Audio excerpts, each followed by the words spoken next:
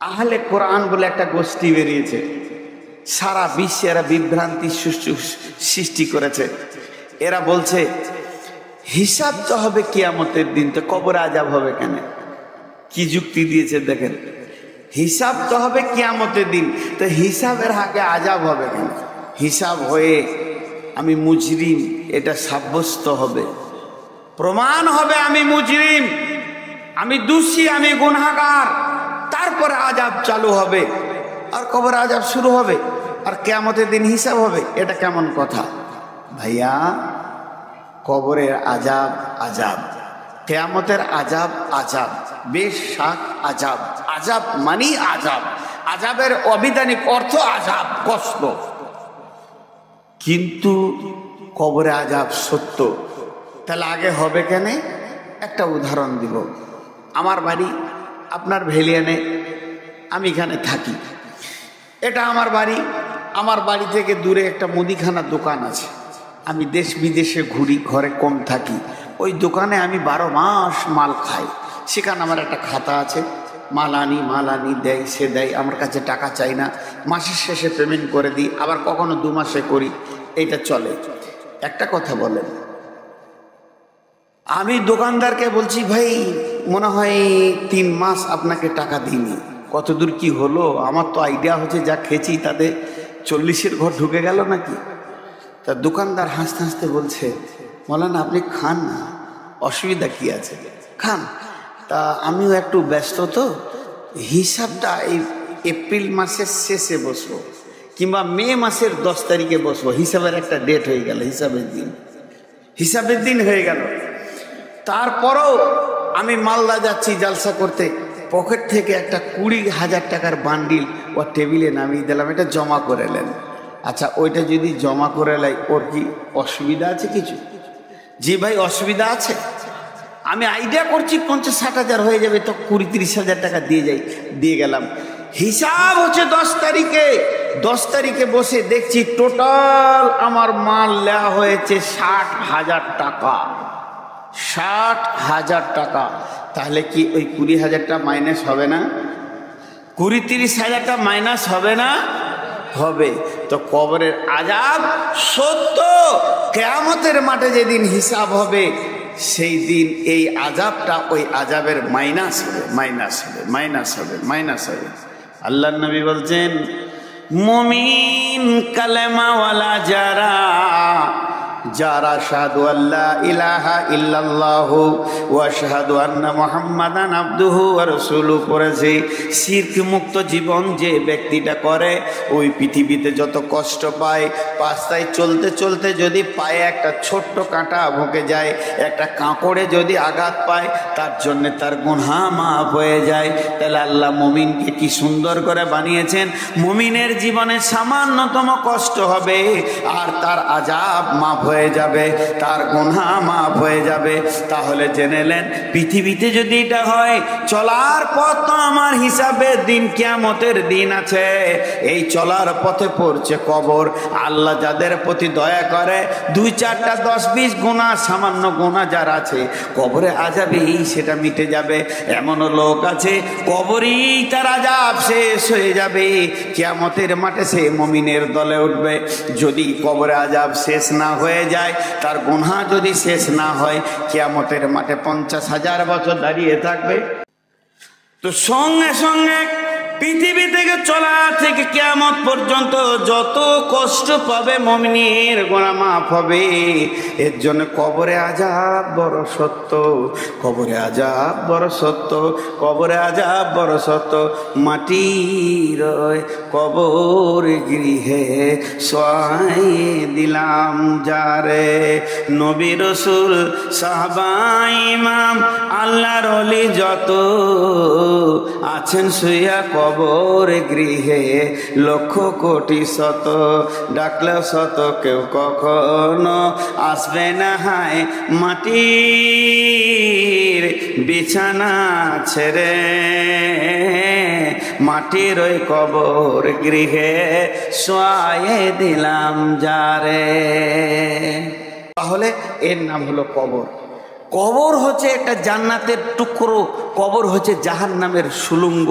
অতএব কবর না দেখে কেউ জান্নাত যেতে পারবে না, এমন সিস্টেমেট আল্লাহ বানিয়ে দিয়েছেন আমাদেরকে। প্রত্যেককেই কবরকে গ্রহণ করতেই হবে, আলামে বারজাক মরতেই হবে, তারপরে জান্নাত জাহান্নাম আছে, মত থেকে কেউ বাদ যাবে না। কিন্তু কবরে প্রশ্ন তো তিনটি। হযরত ওসমান গনি কবর দেখলে ঝরঝর করে কাঁদতেন। সাহাবীরা প্রশ্ন করলেন, আমিরুল মুমিনিন, খলিফাতুল মুসলিমিন, আপনি জাহান্নাম কাঁদেন?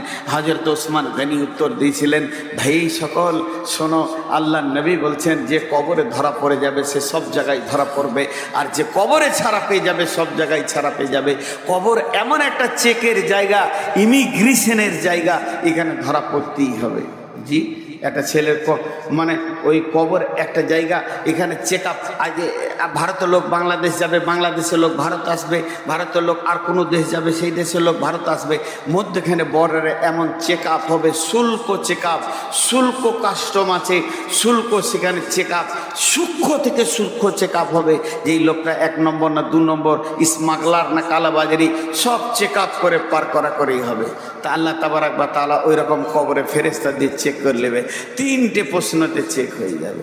জি, এখানে পার হওয়া খুব মুশকিল, একটা ছুঁচ নিয়ে পেরিয়ে যাওয়া খুব মুশকিল। একটা ছেলের কম্বল হারিয়ে গেছে, বুঝলেন, কম্বল তো গোরস্থানে বসে আছে, সারাদিন ওই গোরস্থানের পাঁচিরটাতে বসে আছে। তো ওকে একজন সকালে হাট যেছে, নোলহাটিতে দেখছে যে বসে রয়েছে রফিকুল, বসে গোরস্থানে, আবার বিকাল আসছে দেখছে হ্যাঁ ওইখানেই বসে আছে। তো ওর সম্পর্কে চাচা হলো, তো বলছে, ভাতিজা গোরস্থানে কেন বসে রে বাপ, তোকে সারাদিন দেখছি যে গোরস্থানে বসে আছিস, তোর দাদাকে দাদিকে মনে পড়েছে তার লেগে? বলছে, না চাচা, ওই যে চেন্নাই থেকে কম্বলটা এনেছিলাম না, ওইটা চুরি হয়ে গেছে। আমার তো ঘর ভালো নয়, ভাঙা চূড়া ঘর, আমি কাজে গেছি খাটতে কোথা, আর কে চুরি করে নিয়েছে। তো তোর কম্বল চুরি করেছে তোর ঘর থেকে চড়ে, আর তুই গোরস্থানে এসে বসে আছিস, তা মনে হচ্ছে মরা লোকে চুরি করেছে নাকি? ওরা দিবে? এই বল ভাই কে নিয়েছিস, দিয়ে দে। যেখানে 5টা লোক আছে, জাল সাথে বল একবার মাইকে, আমার কম্বলটা, লাল কম্বলটা নিয়ে চোখে দিয়ে দাও। তো কবরস্থানে বসে আছি, খ্যাপা নাকি তুই? ও তখন ওর চাচাকে বলছে, খ্যাপা আমি লয়, খ্যাপা তুমি। কেন? বলে, তারতেও হাঁপ, দৌড়তেও হাঁপ। হাঁপ মানে কি? দৌড়লে হাঁপ লেগে যায়, হিস ফিস করে, ওটাকে হাঁপ। এক কথাই বলছে, তারতেও হাঁপ, দৌড়তেও হাঁপ। আমি আপনার কাছে আম চুরি করেছি একটা, আর আপনি আমাকে লাঠি নিয়ে তেড়েছেন 3 কিলোমিটার। লাভ কি হলো আপনার? আমি যতটা দৌড়েছি আপনি ততটা দৌড়েছেন, চোরও যতটা দৌড়েছে বাড়ি মালিক অতটাই ধরেছে, তার থেকে আমি আম পেয়েছি 50 হাত দূরে ছিলাম, এটাই পার্থক্য। তা লাভ কি হলো? যে মালিক হয়েও তাকে ধরতে হলো, তা লাভ কি হলো? ও তো বলছে, চাচা আপনি খ্যাপা আছেন, আমি খ্যাপা লই, তার তো হাঁপ, দৌড়তেও হাঁপ। আমি কম্বলওয়ালার পেছনে কেন দৌড়বো? আমি চেক আপের জায়গায় বসে আছি, যেখানে যাক কম্বল ফেলে যেতে হবে। এখানে আমি দরখাস্ত দিতে এসেছি মেন গেটে, এইদিকে ঢুকতেই হবে, আমার কম্বলকে ফেলে দিয়ে তারপরে যেতে হবে। কারো বাবার ক্ষমতা নেই একটা ছুঁচকে নেই কবরে পার হয়ে চলে যায়। 4টিখানি কথা নয়, জমি জায়গা সব দাবিয়ে নিচ্ছি, সব ওখানে শুল্ক বেরিয়ে যাবে। কিন্তু শুনেলেন হযরত ওসমান বলছেন, কবরে যে বেঁচে যাবে সব জায়গায় বেঁচে যাবে। কথাটা একবার সত্য নয়, 2বার সত্য নয়, 1000বার সত্য, লাখবার সত্য। তাহলে কবরে প্রশ্ন কয়টা হবে? কবরে প্রশ্ন হবে 3টি। মান রব্বুকা, মা দীনুকা, মান নবিয়ুকা। তাহলে আমার প্রশ্ন হলো, আমার আবার মনে প্রশ্ন তৈরি হলো, এত নামাজ পড়ে কি হবে, এত রোজা রেখে কি হবে, এত রাতে তাহাজ্জুদ পড়ে কি হবে, না চুরি করো না, ডাকাতি করো না, বেঈমানি করো না, খবরদার না, এই করো না, ওই করো না, সব যার যা মন যাবে করে যান। আর 3টে প্রশ্নের উত্তরটা মুখস্থ করলেন, ভেজাল চুকে যাবে। ফেরেশতা বলবে, মান রব্বুকা, আমি বললো রব্বি আল্লাহ। মা দীনুকা, দীনুল ইসলাম। মান নবিয়ুকা, তোমার নবীকে, নবী মুহাম্মদুর রাসূলুল্লাহ সাল্লাল্লাহু আলাইহি সাল্লাম। ফেরেশতা বলবে, জান্নাতে দিয়ে দাও। উত্তর ঠিক আছে।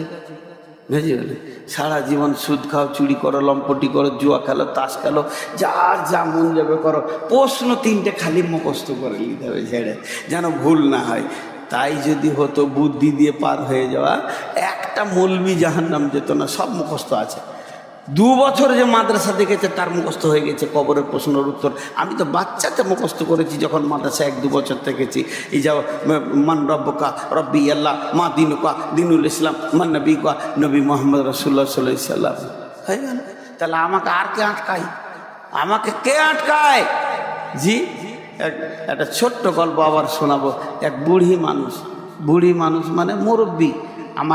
আমার মাকে আমার খুব কম মনে পড়ে। আমার মা আমাকে 5 বছর 6 বছরে রেখে দুনিয়া থেকে চলে গেছেন আল্লাহর ডাকে। আমার মাকে আল্লাহ জান্নাত নসিব করুন। কিন্তু আমার চাচিকে খুব মনে পড়ে। তো চাচির কাছে যখন বসতাম, খুব মুরব্বী মানুষ, সাদা সিধে মানুষ ছিল, কোনো প্যাঁচ বুঝতো না। তো ও বসলি একটা কথা বলতো, কি কবরে জবাব দিব? ওর আখেরাত ফাকেরাত অত হাদিস মুখস্থ নেই, কবরে কি করে জবাব দিব রে বাবা, কবরে কি করে? ওর একটা জিনিস মনে পড়তো, তাহলে কবরকে ভয় করে। একরকম ওই রকম মুরব্বী মানুষ, বুড়ি মানুষ, ওর বয়স 70 বছর হয়ে গেছে। তো ও খালি কবরকে নিয়ে চিন্তা করে, কবরে কি জবাব দিব, কবর। ওর পেটের বেটা ল নিয়ে পড়তে গেছে, আইন পড়তে গেছে, তর্ক পড়তে পড়তে নাস্তিক হয়ে গেছে। ওর পেটের বেটা বলছে আল্লাহ নাই, আখেরাত নাই, কিয়ামত নাই, কবরে আযাব নাই, যে যা পারবি করে লেগা। মা বড় ইমানদার আর বেটা হলো নাস্তিক। কোর্ট যাবো, তো রুটি দিছে, তরকারি দিছে, বলছে বেটা নামাজ পড়ে বাবা, কবরে কি জবাব দিবি? তো রুটি খেতে খেতে বলছে তুই বুঝিস না গে, বলা খাম খায়া তো তুই বুঝি, বল আমি বুকেই না গো। ই জানে আর মাথায় কিছুই নেই। মা তো ঘুরিয়ে ঘিরিয়ে একটাই কথা বলছে, কবরে কি জবাব দিবি? 3 দিন কোর্ট বন্ধ আছে। সকালবেলায় উঠে খাতা কলম নিয়ে মসজিদে হাজির। ইমাম সাহেব দেখছে গাঁয়ের পাকা খচ্চরটা আসছে আর কি। গোটা দুনিয়া ওকে চিনে যে ইসলাম মানে না, কিছুই মানে না। তাও ইমাম সাহেবকে বলছে, এই ইমাম সাহেব শোনেন, কথাবার্তা দেখেন, আপনারা সব মানুষকে বিভ্রান্ত করে রেখে দিয়েছেন, কী সব কবর খবর বলছেন, কবর কি প্রশ্ন হবে বলেন তো? বলে ইজাউ জিয়াল মাইয়াতু ফিল কবরে আতাহু মালাকানে ফায়াকুলানে মান রব্বুকা মা দিনুকা মান নবিয়ুকা। বলে দাঁড়ান আমি লিখিলি, মান রব্বুকা মা দিনুকা মান নবিয়ুকা। উত্তর কি হবে? রব্বি আল্লাহ দিনুল ইসলাম সাল্লাল্লাহু আলাইহি সাল্লাম। ও আপনার রাতে মুখস্থ করে নিয়েছে, এমন মুখস্থ করেছে বেরেন ভালো শয়তানের। হ্যাঁ, নাস্তিক কেমনি হয়েছে, বুদ্ধি ভালো দিয়ে মুখস্থ করে নিয়েছে। সকালে ঘুম থেকে উঠে বিরাজ করছে। মা জিজ্ঞেস করছে বেটা ফজর পড়লি, কবরে কি জবাব দিব? যে শুনে লে, খালি শুনেলে, তোর মুখস্থ আছে কি ঠিক করে বল। মা তো ভেবা খেয়ে যায়, কি বলে কবরে উত্তর হবে মান রব্বুকা রব্বি আল্লাহ মা দিনুকা দিনুল ইসলাম মান নবিয়ুকা নবী মুহাম্মদ রাসূলুল্লাহ সাল্লাল্লাহু আলাইহি সাল্লাম। দেখ আমি মুখস্থ করে নিচ্ছি, তার মানে আমি পেরিয়ে যাবো, আমার পরীক্ষায় পাস। এবার তুই কি করবি দেখ গা, তোর তো মুখস্থ হবে না বুড়ি মাথায়। মা বলছে বেটা রে, তোর পেটে আমি হয়নি, আমার পেটে তুই হয়েছিস। তোর পেটে আমি হয়নি, আমার পেটে তুই হয়েছিস। তাহলে তোকে একটা গল্প শোনায়। 2 বন্ধু ছিল ওই গ্রামে। একটা গ্রামে 2 বন্ধু ছিল। এক বন্ধু একটা ময়না পাখি নিয়েছে, এই বাড়িতে খাঁচাতে রেখে দিয়েছে, আর গোটা গায়ে বলে বেড়াচ্ছে আমার ময়না কথা বলে, আমার ময়না কথা বলে। ওর বন্ধু বলছে তর্ক 1000 টাকা তোকে দিব, তোর ময়না কথা বলে না। বলছে তাহলে চল একটা সাক্ষী নিলে চায়ের দোকানে, চ তোর ময়নাকে দেখতে যাব। সাক্ষীটা যে ময়নার কাছে পৌঁছিয়েছে, তো ময়নাটা বলছে আসসালামু আলাইকুম, কেমন আছেন? সাক্ষীটা বলছে এই তো ঠিকই তো কথা বলছে, 1000 লাগবে। বলে দাঁড়ান না, এবার তুই যা। এবার বাড়ি ময়নার মালিক গেছে, আসসালামু আলাইকুম, কেমন আছেন? তো বেশ কথা বলছে। এই 2 জনাকে যখন বলেছে, এবার ওর পালা পড়েছে। ও বাড়িতে গিয়ে একটা বড় হাঁদা বিড়ালকে ধরেছে, ওকে ভালো করে ঘাটটাকে চেপে রাগিয়ে রেখেছে, এক ব্যাগের ভেতরে নিয়ে গেছে। এবার ময়নাটা কাছে গেছে, ময়না মাথা নামিয়েছে সালাম দিব বলে, আর হাঁদা বিড়ালটাও সামনে তুলে ধরেছে। বিড়ালটা যখন ম্যাও করেছে, তখন পাখিটা ছিটপিট করে খাঁচার ভিতরে চি করে শব্দ উঠেছে। সালাম ভুলে গেছে, কেমন আছেন ভুলে গেছে। একবার তখন বলছে বাবা দেখ তোর ময়না কথা জানে না, বরং বুলি জানে, আর শিখানো বুলি। এই বিড়াল দেখে ভুলে গেছে, শিখানো বিলি মনে থাকবে না। তুই যেটা মুখস্থ করেছিস, আজরাইলকে দেখলে তুই তো দূরের কথা, তোর বাপেরও মনে থাকবে না। যতই মুখস্থ কর, আজরাইলকে একবার দেখবি, মুনকির নাকিরকে যখন দেখবি, তো তো তো তো তো তো হা হা লাদের ছাড়া কিছুই বলতে পারবি না। কোনো মুখস্থ কাজে লাগবে না। মুখস্থ করে কবরে গিয়ে কাজে লাগবে না, তাহলে কবরে কি করে প্রশ্নের উত্তর দেবেন? এই কথাটা আমি 3 মিনিটের মধ্যে বলবো। 3টে উত্তর কিভাবে দেবেন? আল্লাহ তাবারক ওয়া তাআলা বলছেন, আলাস্তু বিরাব্বিকুম, আমি কি তোমাদের প্রভু নয়? আমরা বলেছিলাম ক্বালু বালা। তাহলে পৃথিবীর শুরু লগ্নে আত্মাদেরকে বানানোর পরে বললেন আলাস্তু বিরাব্বিকুম, আমি কি তোমাদের রব নই? আমরা বলেছিলাম ক্বালু বালা। এই পড়াটা পড়িয়েছেন কে? আল্লাহ। সাবজেক্টটা পড়িয়েছেন কে? আল্লাহ। সেই দিন প্রফেসর ছিলেন কে? আল্লাহ। শিক্ষক ছিলেন কে? আল্লাহ। মুদারিস ছিলেন কে? আল্লাহ। এবার সারা জীবনটা আল্লাহর ওপরে ভরসা করে চলতে হবে। ওয়া আলা রাব্বিহিম ইয়াতাওয়াক্কালুন, আল্লাহর ওপরে যে ব্যক্তিটা ভরসা করে দুনিয়া করবে, যার বিশ্বাস আমার আল্লাহ আমাকে খেতে দেয়, আমার আল্লাহ আমাকে রোগ দেয়, আমার আল্লাহ আমাকে সুস্থ করে, আমার আল্লাহ আমাকে সব দিকটা দেখে, সব কিছু আল্লাহর হাতে, এই চিন্তা করতে করতে করতে করতে যে ব্যক্তিটা মরে যাবে আর কবরে ঢোকার পরে তার প্রশ্ন এসে যাবে মান রব্বুকা, ও তখন বলবে রব্বি আল্লাহ। ওর মনে পড়বে আমার রব আমার আল্লাহ। প্রথম প্রশ্নের উত্তর হয়ে গেল। দ্বিতীয় প্রশ্ন, মা দিনুকা, তোমার দিন কি?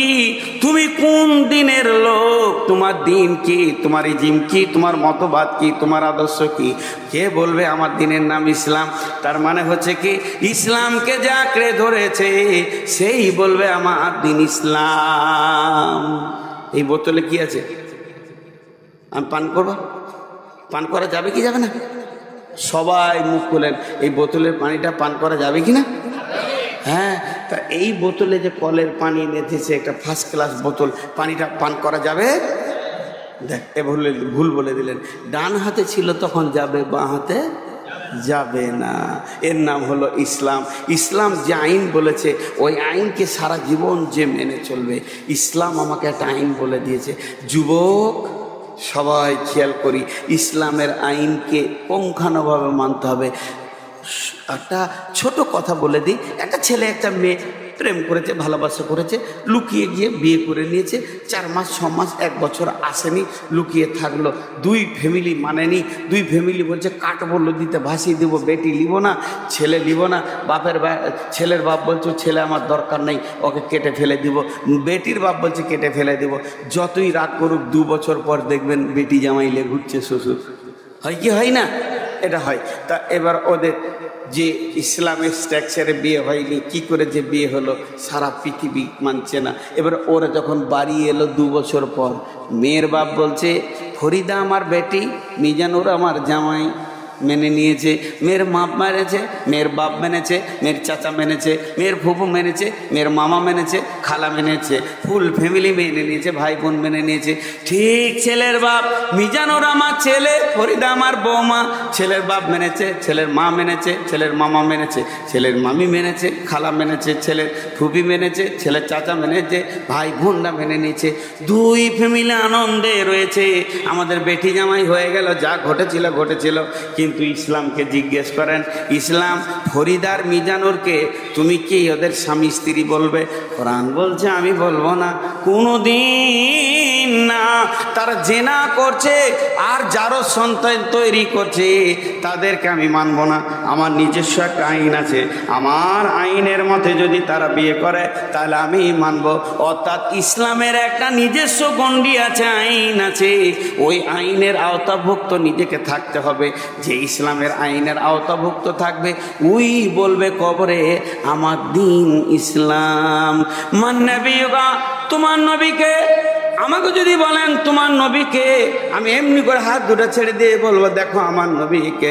আমার নবী আমার সুন্নত, নবীর সুন্নত আছে, আমি নবীকে মানি, আমি নবীকে ভালোবাসি, আমি নবীর মতো করে চলি, নবীর মতো পেশাব করি, নবীর মতো পায়খানা করি, নবীজির মতো আমি শুই, নবীজির মতো আমি খাই, ডান হাতে খাই বাম হাতে খাই না। তার মানে আমার নবী নবী মুহাম্মদুর রাসূলুল্লাহ সাল্লাল্লাহু আলাইহি সাল্লাম। যুবক, যতগুলো যুবক আছেন খালি একবার ছোট করে বলছি, রাগ না করলে ভালো হয়। এই যে চুলটা চারিদিকে নাড়া, এখানে জুতোর বিরাস, এটা কোন নবীর সুন্নত? এটা কোন নবীর সুন্নত? আপনি ওই চুলটা এমনি করে লেড়ে দিয়ে বলবেন যে এটা নবী মোহাম্মদ সাল্লাল্লাহু আলাইহি সাল্লাম করেছিলেন।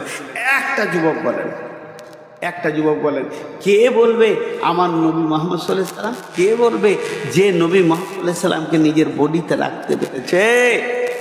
জি, অনেক কথা। খোরাইন বলে একটা ছেলে ছিল, ওর লম্বা চুল ছিল আর পায়ের নিচে ওর টাকনুর নিচে কাপড় ছিল। আল্লাহ রসুল একদিন গল্প করছেন মসজিদে নববীতে যে মদিনাতে খোরাইন খুব ভালো, কিন্তু ওর দুটো কাজ খুব খারাপ। পায়ের টাকনুর নিচে কাপড় থাকে, মাথার পেছন দিকে চুল থাকে। খোরাইন যখন এটা শুনলো, আমার রসুল এই দুটাতে নারাজ হয়েছে, চুলকে চাকু করে কেটে ফেলে দিয়েছিল, পায়ের নিচের কাপড়কে ছেটে ফেলে দিয়েছিল। আমি গোটা পশ্চিমবঙ্গের কথা বলছি না, গোটা বীরভূমের কথা বলছি না, নলহাটি থানার কথা বলছি না, ভেলিয়ান গোটা গায়ের কথা বলবো না। এইখানে যতগুলো যুবক বসে আছেন, আপনি একবার আপনাকে টেস্ট করেন, আপনি নবীর উম্মত না আপনাকে কোন নবী ওটা দিয়ে গেছে? টাকনুর নিচে আপনার কাপড় কেন আর আপনার মাথার চুল এমন কেন? এই লোক জবাব দিতে পারবে না। কিন্তু যে লোকটা সুন্নত মেনে নিয়েছে, রসুলের খাওয়া উঠা বসা, ও বলবে আমার নবী মুহাম্মাদুর রাসূলুল্লাহ সাল্লাল্লাহু আলাইহি ওয়াসাল্লাম। সকলে